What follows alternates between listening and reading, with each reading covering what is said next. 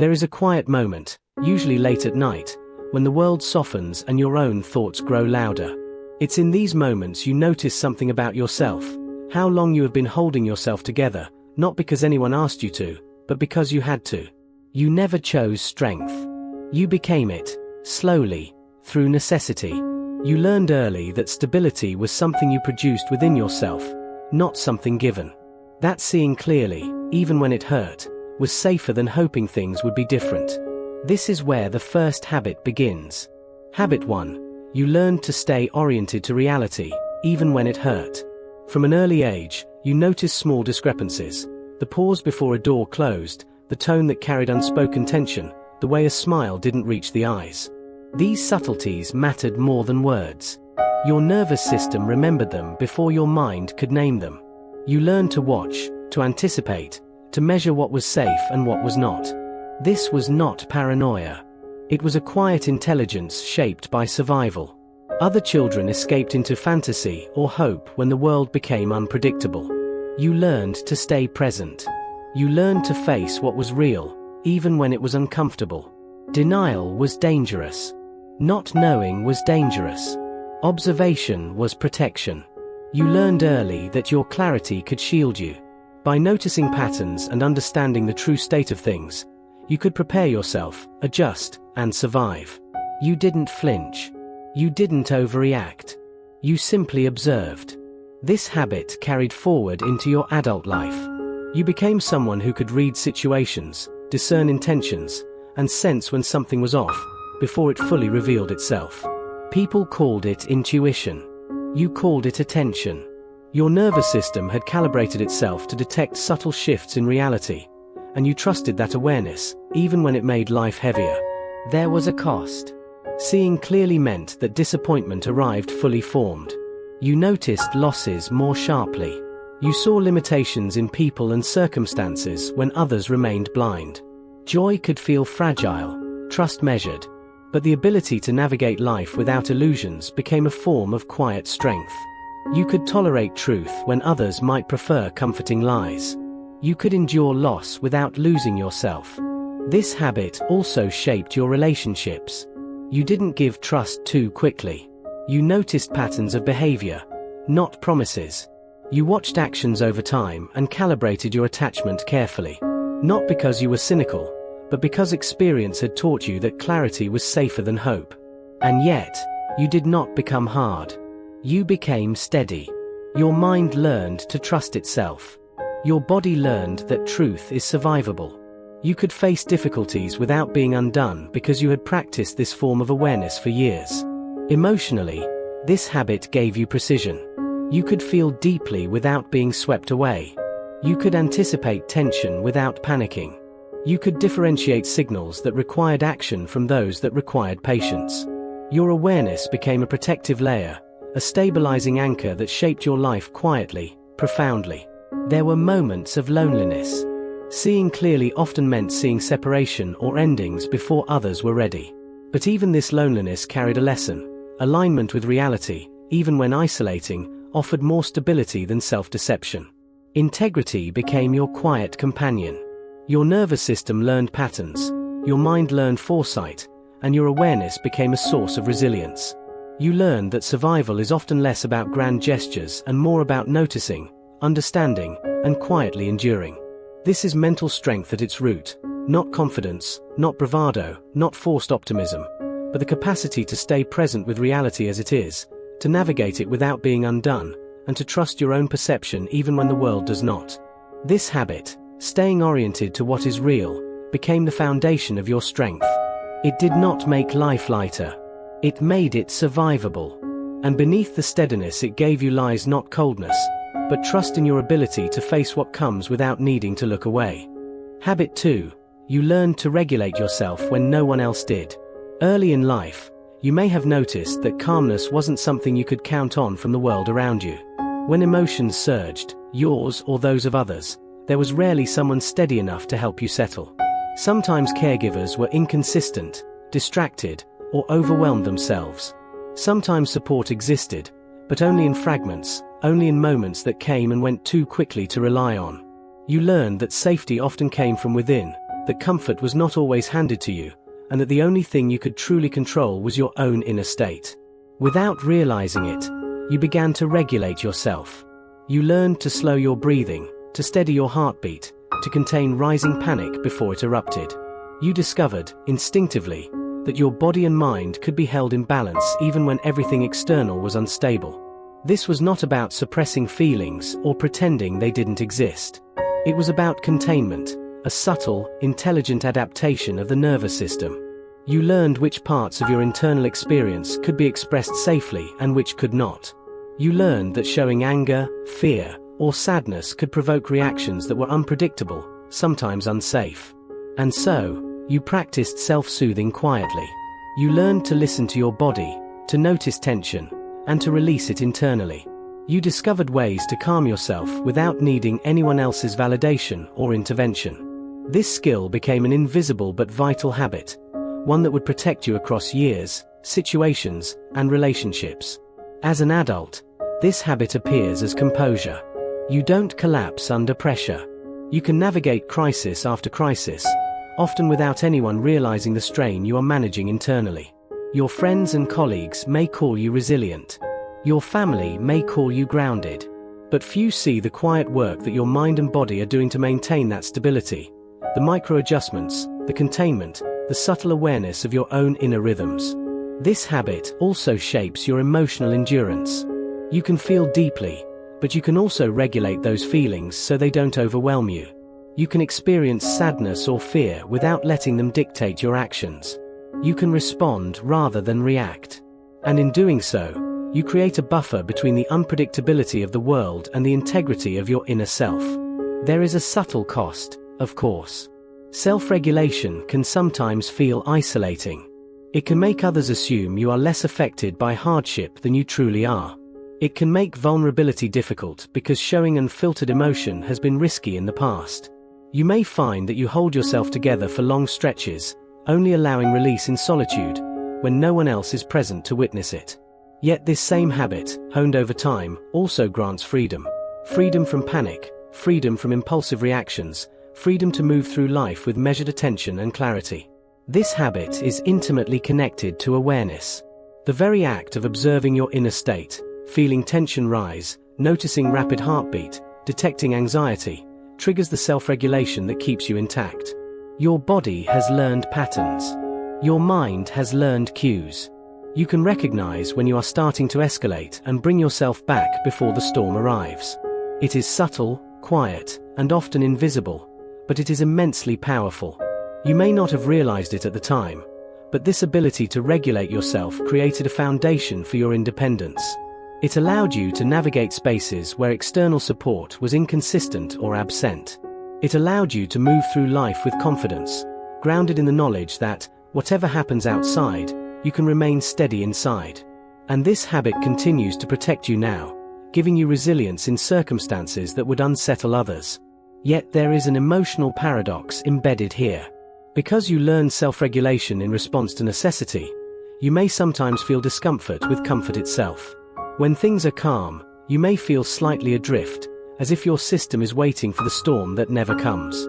You may find that genuine rest or unguarded ease feels unfamiliar, almost unnatural, because your nervous system is accustomed to self-generated stability. But this is a mark of strength, not flaw. It is a survival skill refined into a quiet, enduring competence. This habit also shapes how you relate to others. You can provide calm to those around you without needing to be prompted. You can absorb tension without being overwhelmed. People may seek your presence precisely because you have learned, through necessity, how to remain grounded when the world is not. And while that presence is often invisible to yourself, it is profoundly stabilizing to others. Mental strength, in this habit, is not about heroism or drama. It is the quiet, invisible mastery of the self, the ability to remain steady when the environment is unstable, to navigate the world with awareness, and to hold your inner world intact. It is the skill of emotional self-reliance, cultivated out of necessity, honed over years, and deeply ingrained in your nervous system. Not everyone develops this habit. Many grow dependent on external regulation, waiting for someone else to calm them, to mirror steadiness, to provide containment. You learned early that such support could not always be counted on. And because you learned, your inner life became your refuge, your sanctuary, and your strength. This is why your calmness, composure, and resilience are so effortless to others. They see the surface effect without recognizing the deep, patient work that sustains it. And beneath it all is a quiet truth. You regulate yourself because you must, because you are human, and because the skill you develop to survive now allows you to navigate life without being undone. Habit 3. You learn to separate what you can control from what you cannot. Early on, you noticed that the world did not always bend to your wishes. People's moods, choices, and behaviors moved independently of what you hoped or expected. Promises sometimes failed. Expectations were often unmet. And moments that should have felt safe were not always so. Without realizing it, you began to observe a quiet pattern. Some things were within your reach, some were not. And survival, in many ways, depended on discerning the difference. This habit began subtly. You learned to measure where your energy could be effective and where it would dissipate in vain. A tantrum would not change a parent's mood.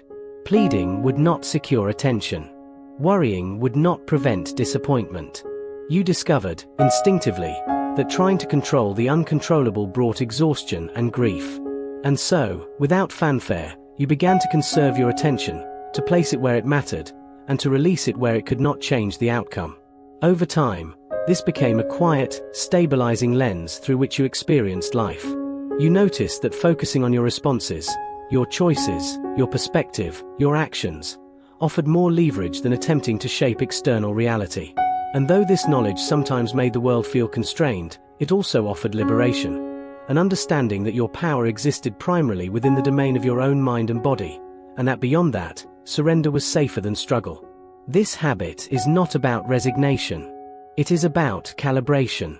You learn to identify what is actionable versus what is static. You learn that control is finite, that attempting to extend it beyond its limits wastes strength. You could predict, often before others did, when resistance was futile. You could notice the subtle signs that something was beyond your influence. And you could adjust, not with frustration, but with quiet acceptance. The emotional impact of this habit is profound. It taught you patience with uncertainty. It tempered anxiety with realism. You learned to focus on what you could do while letting go of what you could not. And in doing so, you preserved your energy for moments where intervention mattered. This was not learned from instruction, but from repeated experience. The observation that some efforts simply returned nothing in response, and that attempting them only deepened your weariness. As an adult, this habit shapes your decision-making and perspective. You move carefully, but with clarity. You respond to challenges with attention to leverage rather than brute force. You can endure circumstances that overwhelm others because you have learned to invest only where investment yields meaning or effect. You see cause and effect in subtle ways, recognizing that not every action produces change, and that surrender, in certain domains, is not failure but wisdom. Yet this habit also comes with its shadows. Sometimes, it creates distance from hope. Sometimes, it may prevent you from believing in sudden transformation. You may appear overly cautious, measured, or detached to others. You may carry the sense that the world is often unyielding, even when glimpses of possibility emerge. But beneath that careful restraint is a nervous system trained to survive uncertainty, a mind trained to endure unpredictability, and a self trained to maintain stability when external circumstances fluctuate. The habit of distinguishing control from lack of control extends into your relationships, too. You observe patterns in behavior rather than relying solely on promises or reassurances. You invest emotionally where there is evidence of consistency and alignment, and you release attachment where influence cannot reach. This is not coldness or calculation. It is quiet wisdom learned from experience. It is the subtle artistry of self-preservation, knowing where to lean and where to step back. This habit also sharpens your perception of time and consequence. You understand that some processes unfold slowly, that some actions carry delayed effects, and that waiting is sometimes more effective than immediate action.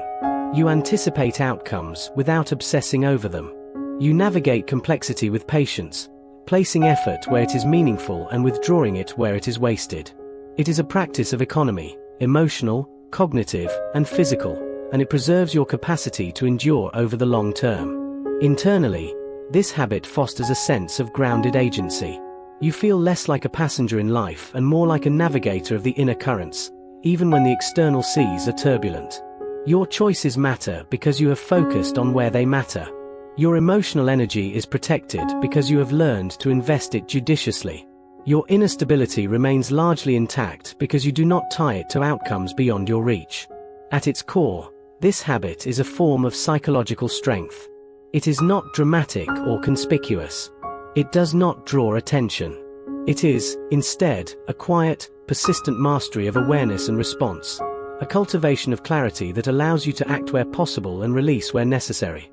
It is the embodiment of resilience, enduring, adapting, and navigating a world that is often unpredictable, sometimes harsh, and rarely fully within your control. This habit, separating what you can control from what you cannot, gives you something rare: freedom within limits. A steady mind. A body that does not overreact unnecessarily. A heart that knows the value of careful investment. And a presence in the world that, though quietly calibrated, is profoundly effective. Not everyone develops this habit. Many expend energy endlessly on circumstances beyond their reach, only to be worn down by the futility of it. You learned differently. You learned to discern. You learned to focus. And in doing so, you built a form of strength that is invisible to most, but palpable in how you move through life. Composed, aware, enduring, and quietly aligned with reality. Habit 4. You learned to make meaning out of pain. Pain arrived early, though it was never labeled as such. It was the subtle ache of unmet needs, the tension in rooms where you had to be careful, the quiet moments when your feelings didn't fit anyone else's expectations. You noticed, without naming it, that life was not always fair, that people could disappoint, and that suffering was sometimes unavoidable. And without realizing it, you began to interpret it, to translate it into understanding. This habit emerged as survival. When hurt was inevitable, understanding it became a shield. You asked yourself questions internally. Why did this happen? What does this reveal about people, about circumstances, about yourself? You searched for patterns, for meaning, for a sense of order within chaos. By doing so, you transformed raw discomfort into insight, a subtle resource that allowed you to endure. You did not learn to numb the pain, though that may have happened occasionally. You learned to hold it gently, like a fragile object in your hands, observing it without being overwhelmed. You dissected the experience, tracing cause and effect, mapping the emotional landscape that surrounded it. In this quiet processing, the pain became intelligible. It became a teacher, not a tormentor. And in learning to listen, to translate, to understand, you cultivated an inner skill that many only acquire much later: psychological flexibility. As you grew, this habit became central to the way you experience the world. You see not only the discomfort in life, but the lessons it carries. You can interpret betrayal, disappointment, and loss without being undone. You can hold multiple truths at once: that something hurt, that it revealed limits, and that it might also illuminate new pathways.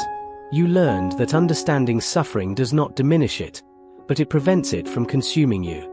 The habit of meaning-making gives you patience with yourself. You do not need to react immediately or judge yourself harshly for experiencing hurt. You understand that suffering is a process, often unfolding slowly, and that insight requires time and attention. You have learned to track your emotions, to notice subtle changes in your responses, and to reflect without rushing toward conclusions. In this, you cultivate calm, even when pain is present, and endurance, even when challenges feel relentless. This habit is not about moralizing or assigning blame. You do not need to explain away wrongs or justify suffering. You simply observe, analyze, and integrate. You turn the raw material of discomfort into wisdom. You notice recurring patterns in yourself and in others. You detect subtle signals before they become crises. And by doing so, you transform what could have been passive suffering into an active, intelligent process of growth. Yet there is a quiet shadow here. Meaning-making can sometimes become over-intellectualized. You may find yourself analyzing before you feel, translating before you grieve. Insight can become armor, preventing the rawness of experience from fully arriving.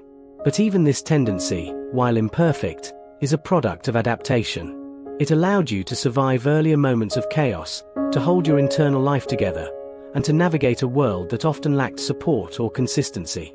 This habit shapes your relationships as well.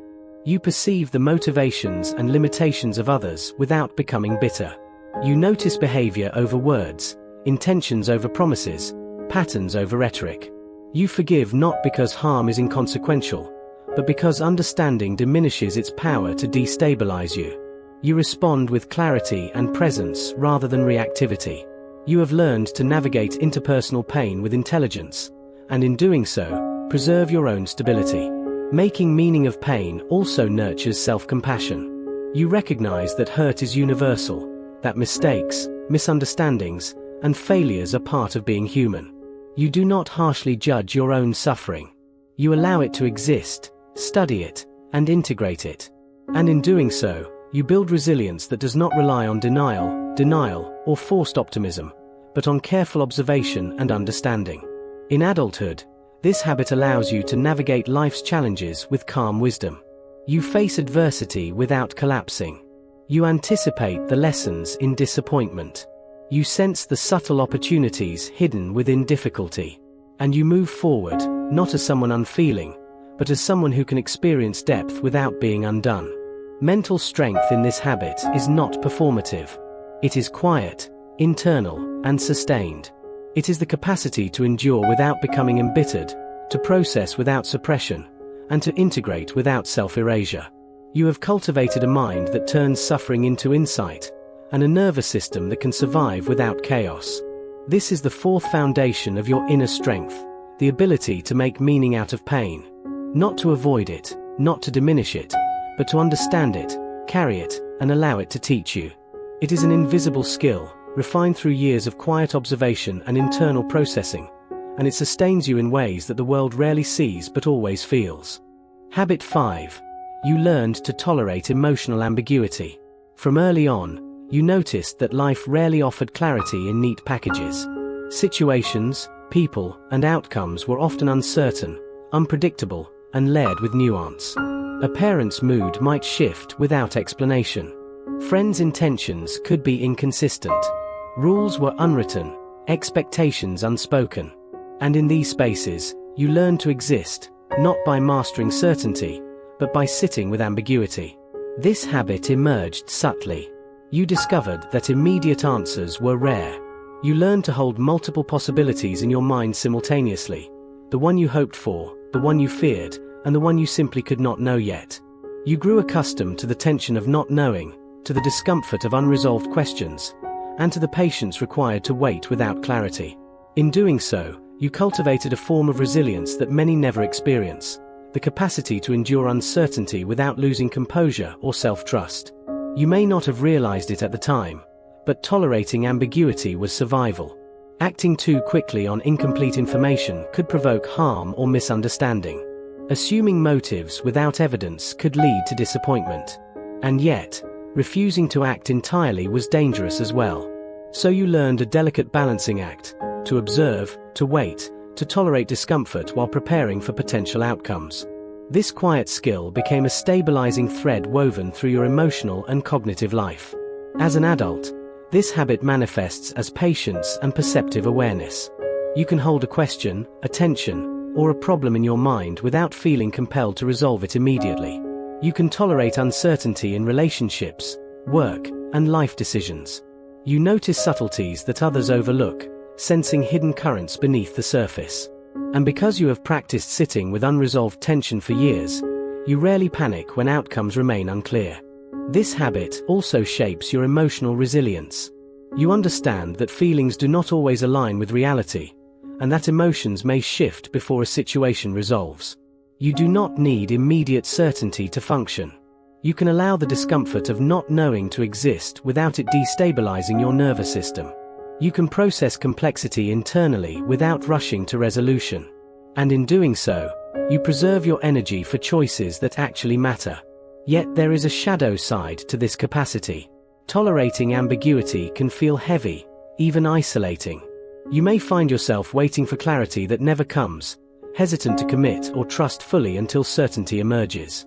Others may perceive you as cautious, detached, or even indecisive. You may carry a quiet tension in your body, a subtle awareness that resolution is always just beyond reach. But beneath this tension lies the skill that allows you to survive complexity and navigate life without being undone. This habit also shapes how you perceive others. You can hold multiple truths about a person simultaneously: their intentions, their limitations, and the unpredictable nature of their behavior. You notice contradictions without immediately needing to reconcile them. You tolerate tension in relationships, giving people space to exist as they are, without forcing them into a fixed mold. This capacity fosters empathy, patience, and clarity, qualities that are invisible to most but deeply stabilizing in human interactions. Tolerating emotional ambiguity also nurtures self-understanding.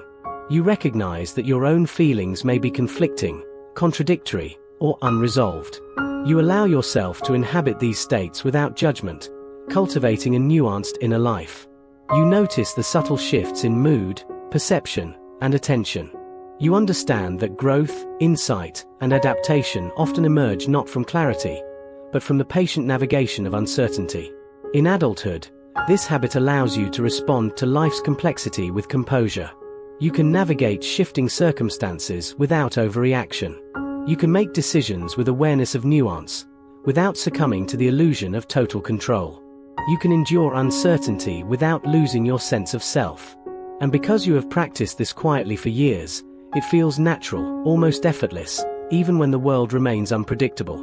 This is mental strength in its understated form, not about certainty, control, or external success, but about the capacity to exist fully, safely, and thoughtfully within ambiguity. It is a skill honed through observation, patience, and repeated practice. It is invisible to most, but it underlies every action, every decision, and every measured response that you make. Tolerating emotional ambiguity is not a flaw. It is not hesitation or weakness. It is a subtle, profound survival skill that allows you to endure life as it is, rather than as you wish it would be. It preserves your energy, your clarity, and your inner stability. It keeps you grounded when others are unsteady. And, quietly, it teaches you that some answers are not necessary for survival. Sometimes endurance and observation are enough. This is the fifth foundation of your mental strength, the ability to remain present in uncertainty, to navigate contradictions without collapse, and to preserve your inner world while the external world remains unpredictable. It is quiet, steady, and enduring, the invisible framework that allows you to survive, adapt, and continue without losing yourself. White heavy checkmark word count, ~875 words. This keeps the same reflective, slow, psychologically precise tone as the previous habits and within your requested 800 to 900 word range. If you're ready, I can continue with habit 6 next, keeping the style, pacing, and word count consistent. Do you want me to continue with habit 6 now? Habit 6. You learn to observe your thoughts without being consumed by them. From early on, you may have noticed that your mind could be a restless companion. Thoughts arrived unbidden, sometimes sharp, sometimes confusing, often carrying emotion like a hidden weight. The world around you rarely guided you in how to handle them. Guidance, if it existed, was inconsistent or absent. And so, without realizing it, you began to watch your own mind quietly, developing a subtle habit, observing your thoughts without being swept away. This was not formal meditation or deliberate practice. It was necessity. You noticed that reacting to every thought, every fear, worry, or imagined threat led to exhaustion, anxiety, or mistakes. And yet, ignoring them entirely felt dangerous, as if inattention could leave you blindsided. So, you cultivated a delicate balance. You watched, noted, and processed internally, but did not always act impulsively on each passing idea. You learned to distinguish between thought and action, between perception and reality, between possibility and probability. This habit gave you a kind of mental stability. By observing your thoughts without being consumed by them, you avoided unnecessary escalation. You learned to notice recurring patterns in your mind, repetitive worries, self-judgments, anticipatory fears, and to step back, letting them exist without granting them undue power. You created internal space, a buffer between stimulus and response, between emotion and behavior. In this space, clarity could emerge. As an adult, this habit allows you to navigate life's complexity with quiet composure. You notice thoughts as they arise, predictions of failure, judgments about yourself or others, memories that stir emotion. But you do not automatically act on them. You notice without rushing to conclusion, without allowing the mind to hijack your nervous system.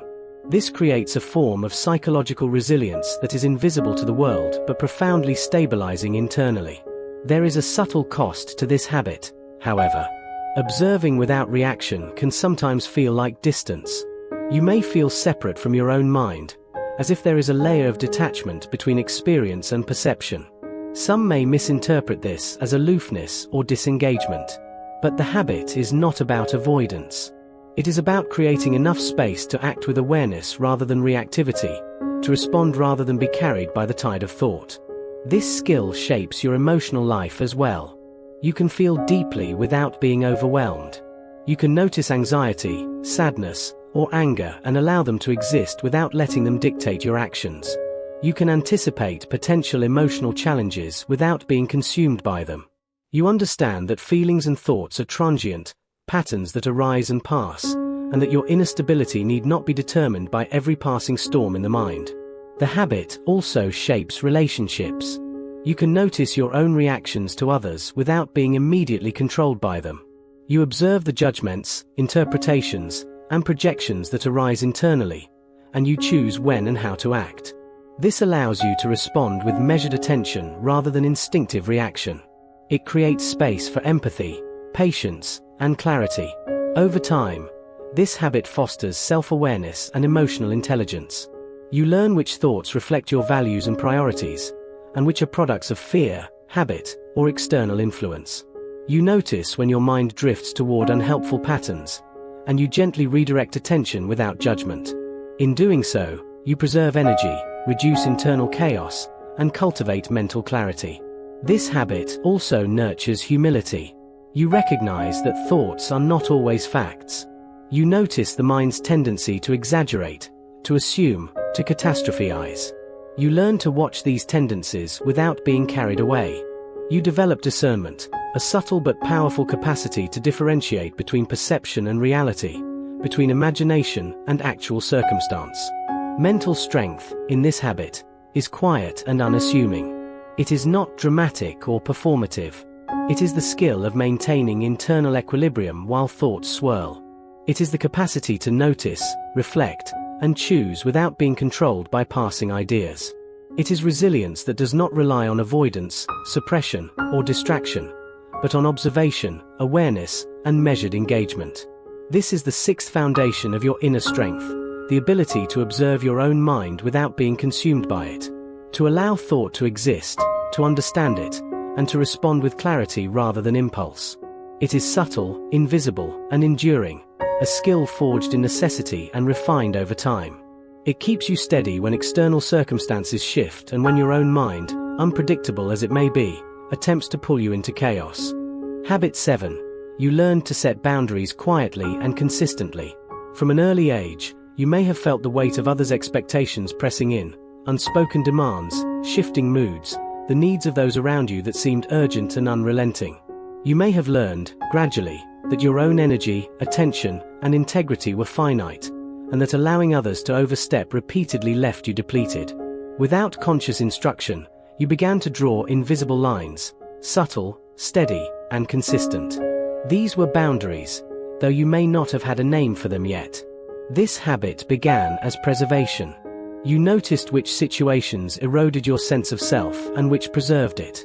You learned to refuse, sometimes gently, sometimes firmly, without needing to justify or explain excessively. You discovered the quiet power of saying no, of declining engagement that would compromise your stability, and of protecting the internal space that allowed you to think, feel, and act with clarity. Over time, this became second nature. You did not learn boundaries in an ideal environment. Often, they were carved from necessity, in response to inconsistency, disappointment, or overreach. You discovered, through experience, that saying yes too readily could create chaos and overwhelm. And so, almost imperceptibly, you cultivated discernment, noticing when giving of yourself was meaningful and sustainable, and when it was depleting. You learn to act according to your own needs and principles rather than the fluctuating expectations of others. As an adult, this habit shapes how you interact with the world. You can preserve your attention, time, and emotional energy without drama. You can engage with others fully, but on terms that respect your own limits. You do not overextend to please or appease. You do not bend to expectations that compromise your integrity. And yet, your boundaries are rarely aggressive or defensive. They are quiet, steady, and grounded in a deep understanding of yourself. Emotionally, this habit creates freedom. You no longer carry the weight of others' unmet needs as though they were your own. You do not over-identify with other people's reactions or emotions. You can hold relationships, work, and obligations in balance without losing yourself. And because this habit was learned early, it feels natural, even instinctive, to maintain these boundaries with grace and calm. Yet there is a subtle tension in this skill. Boundaries can feel isolating. Others may misinterpret your steadiness as detachment, your consistency as rigidity. You may occasionally doubt yourself, questioning whether you are being fair or generous enough. But beneath these doubts lies the quiet wisdom that your energy, attention, and selfhood are precious. Protecting them is not selfish, it is survival, self-respect, and psychological integrity. This habit also allows you to navigate difficult relationships with clarity. You can notice patterns of behavior in others without becoming enmeshed. You can respond rather than react. You can maintain your center even when others attempt to push, pull, or manipulate. And in doing so, you preserve not only your own stability but the health of the relationship itself. Boundaries, in this sense, are not walls. They are a form of internal architecture. They create space for observation, reflection, and response. They allow you to choose engagement, action, and attention consciously, rather than being swept along by external pressures or internal compulsion. They are quiet, precise, and invisible, yet profoundly sustaining. Mental strength in this habit is subtle, persistent, and almost invisible. It is not aggressive. It does not demand attention. It is the steady refusal to allow external chaos to invade your internal life. It is the ability to preserve integrity while remaining compassionate. It is the quiet art of choosing where to invest energy and where to withdraw, and doing so without drama or defensiveness. This is the seventh foundation of your inner strength, the ability to set boundaries consistently and gently, preserving your selfhood in a world that often demands otherwise. It allows you to navigate complexity, protect your nervous system, and engage with life fully while remaining grounded. And so, all 7 habits converge quietly inside you. They are not badges to display. They are not achievements to announce. They are the subtle architecture of your inner world, the ability to stay oriented to reality, regulate yourself, discern control, make meaning from pain, tolerate ambiguity, observe your thoughts, and set boundaries. Each habit was born from necessity, refined in silence, and sustained through experience. They are not perfect. They carry shadows, costs, and tension. But they are resilient. They are steady. They are yours. And in recognizing them, you may notice a gentle shift, a sense of release, of understanding, of quiet alignment with yourself. Not because the world has changed, not because problems have vanished, but because you have carried yourself through, and the strength you cultivated lives inside, quietly, consistently, and enduringly. It is enough.